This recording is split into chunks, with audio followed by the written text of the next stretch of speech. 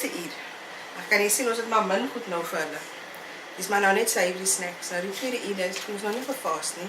Nou maak ons wel 'n traditional English breakfast. Dan maak ons die sausages en die brode en die eie en mushrooms en almal daai goed. As weer iets verskillend vir hulle. Maar hulle vergeet ook nie van hulle barakatte nie. As hulle nou klaar geëet is, dan maak hulle barakatte, dan kry elkeen nou sy barakat huis toe. So dat is maar onze traditie. Oor 40 jaar nou. Soos ek sê, soos die normaal, ons het al nog vir die laaste 40 jaar onder in Dorpsstraat maar sit. Is nou aanvoorstelde dat die ander van die broers kan wat gemaak het vir vandag het. En dan kom ons in toe vir ons traditional breakfast, 'n uur of so, 1 uur en 'n half sit ons in breakfast met my ouer broer en van Ikale nou. En dan sit man net hier vandaan af na elke broer en suster se huis. En by elke broer en susters moet natuurlik so 'n tafel ook.